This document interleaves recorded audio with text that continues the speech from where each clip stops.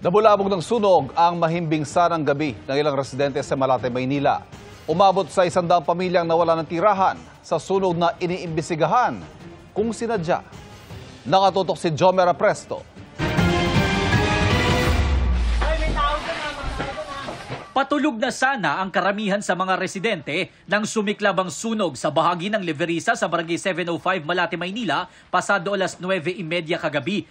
Ang 50 years old na si Mase, nasa taas na ng kanilang bahay nang biglang sumigaw ang kanyang pamangkin. Aso ko lang. Yung kapatid ko wala rin naligtas. Pagbaba ko, bigla na malakas ang apoy. Nagbabaksakan na po yung mga apoy.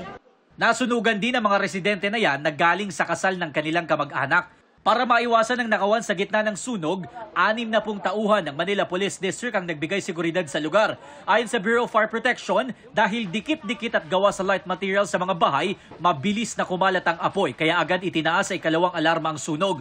Tumagal na mahigit 2 oras ang sunog bago naapula dakong alas 12:03 ng hating gabi.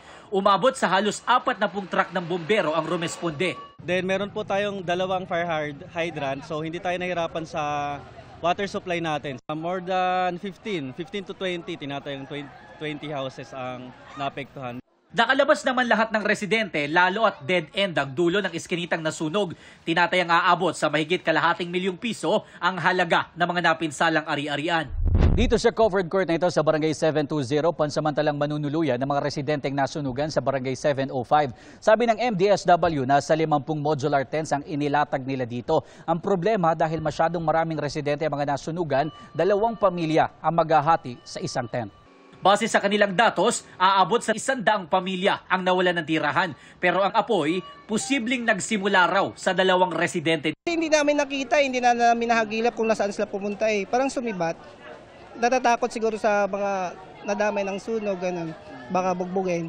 Iniimbestigahan pa ng BFP at Manila Police District kung talaga bang sinadyang sunugin ang nasabing lugar. Para sa GMA Integrated News, Jomer Apresto, nakatutok 24 oras.